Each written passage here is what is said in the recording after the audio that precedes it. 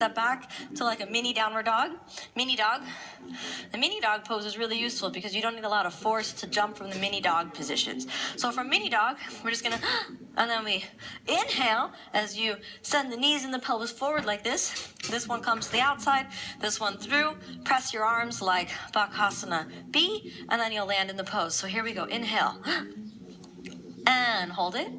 Exhale down. Nice. Stay in the position, and the knee is already back. Staying in the position, your knee is already back in space. The belly stays sucked in. So now the key with putting your leg behind your head is, although the knee points back, to get the leg behind the head, you need the knee to point to the side. So take a moment and point your knee all the way to the side. And let's just hang out here, and I want you to cradle the baby for a few moments. So you kind of, here you are, and just work your hip joint, moving it kind of back and forth.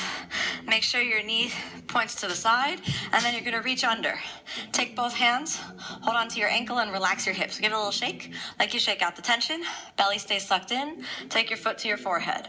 Hold the foot to the forehead. Hold the foot to the forehead. You can't get the foot to the forehead, you're not going to go any further. Don't bring the forehead to the foot. Bring the foot to the forehead. Then reach, and this is a really important movement, reach your calf muscle. So grab your calf muscle and put it behind your shoulder, almost like you're talking on the phone. Hello?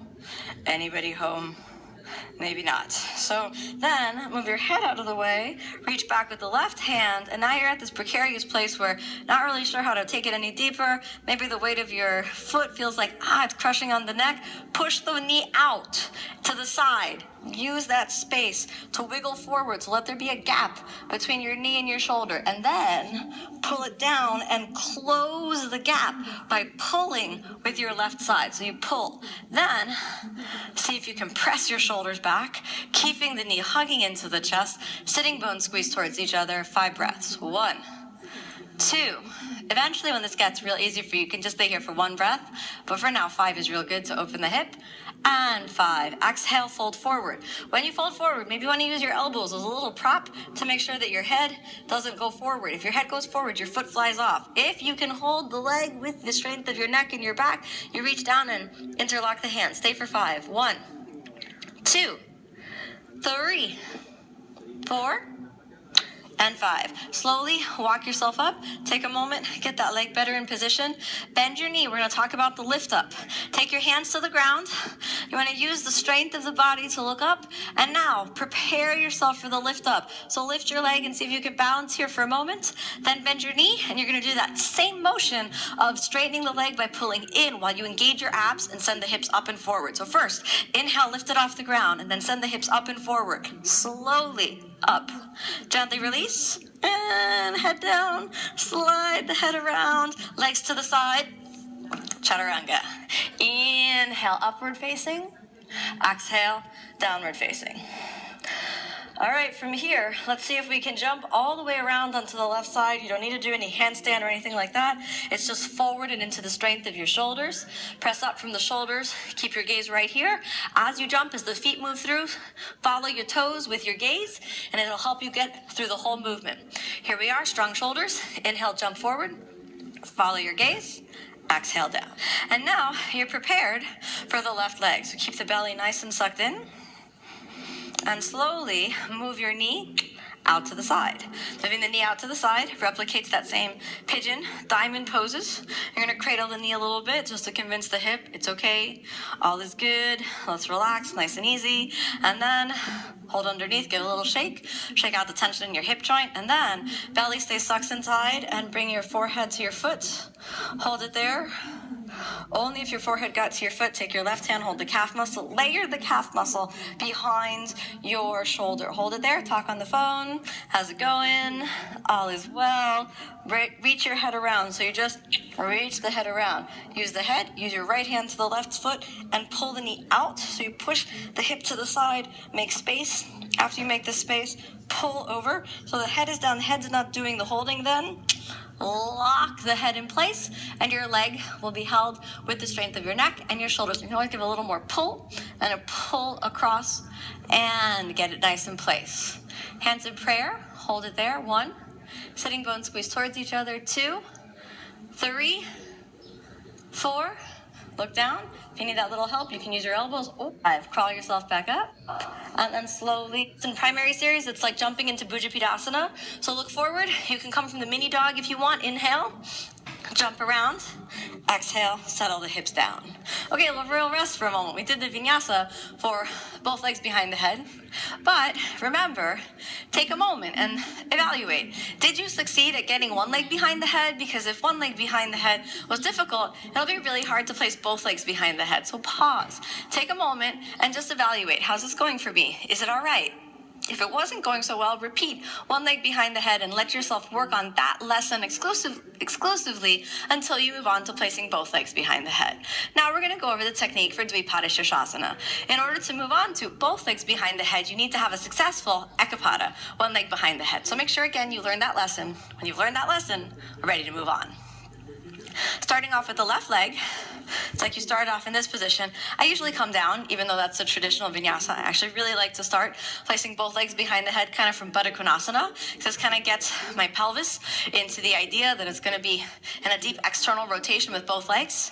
So you want to use this as a stable base. So then you begin to round the back a little under, kind of like Baddha Konasana B. As you round the back under, you want to keep the low belly really drawing inside.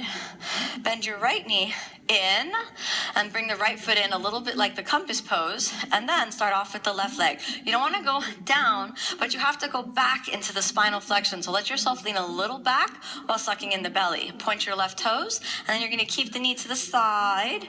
Inhale and exhale. Push the calf muscle over. Roll through the same pattern as you did in Ekapada Shirshasana. So a good test of whether you're ready for both legs behind the head is, if you can, hold your left leg behind the head without your hands. If you can't do it without your hands, you're not ready to put the second leg behind the head. When you let go, this slides out or your head pops down. Still keep working on Ekapada Shirshasana. Now, here we are. One leg is behind the head.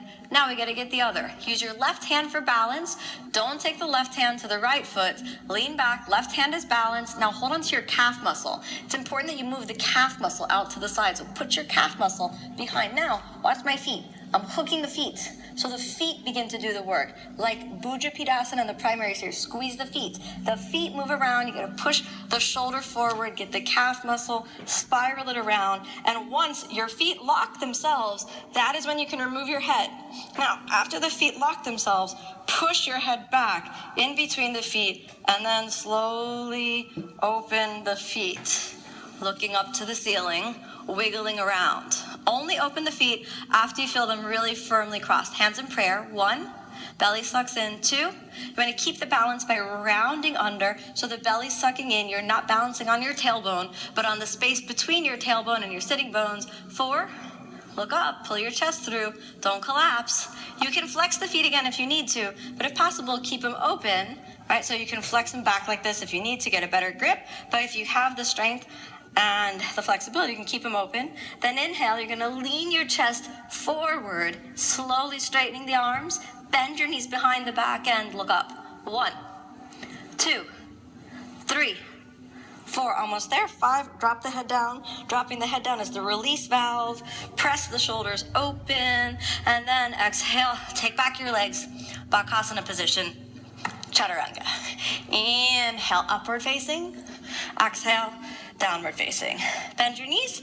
Inhale, jump forward, and all the way through. So this is the point where the Ashtanga yoga method gets a little difficult, because if you can't do Dvipada Shirshasana, there's no modification. There's no like, hey, do this instead. Hey, try that. Do the stretches, get on your mat, work on it every day.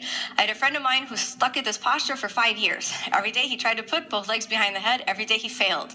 I have another friend of mine who stuck at the posture for almost 10 years.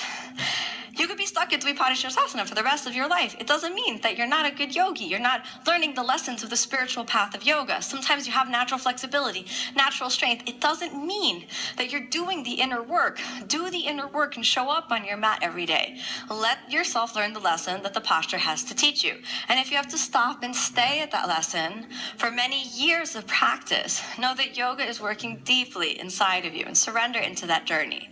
Only after you found the balance with both legs behind behind the head. Now you're ready to proceed to Yoga Nidrasana. Some people ask the question, why can't we do Yoga Nidrasana before? Because it's the lying down version of the legs behind the head.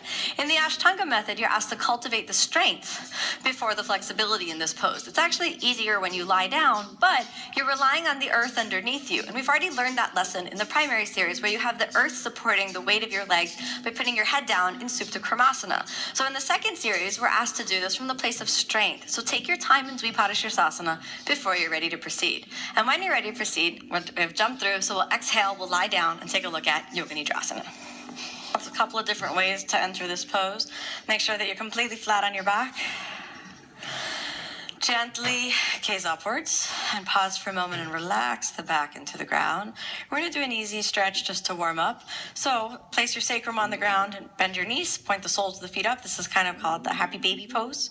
And it's a really good prepare for Yoga Nidrasana because you're really widening through the inner thighs, letting your torso slide. And now we're using gravity in the opposite direction. Let's stay for 5. 1, 2, 3, steady breathing. 4, and 5. Pull your knees to the ground, lifting your sacrum up. 1, 2, or towards the ground. 3, 4, and 5. Lean over to the right side until the right knee is on the ground. Hold it there. Lean over to the left side, left knee down, hold it there. And soles of the feet together. And this is a little bit like a reclining version of the diamond pose. So bring your feet towards your head. 1, 2, 3, 4, and 5. Slowly sink it down, outside of the feet again, rolling through the happy baby, sacrum down, and exhale, relax it down. So that's the first kind of prepare for Yoga Nidrasana. At this point, you've made it this far. Honestly, I think you have the flexibility to move into Yoga Nidrasana, so let's just go a little bit through the technical aspects, all right? The first step is getting that first leg behind the head. So you want to use your right leg kind of for balance. I recommend, you don't straighten it out, otherwise you might end up kind of putting a lot of burden on the front of that hip joint. So you can use this for a good point of balance. Then, as though you are in Ekapada Shirsasana, starting off with the left leg,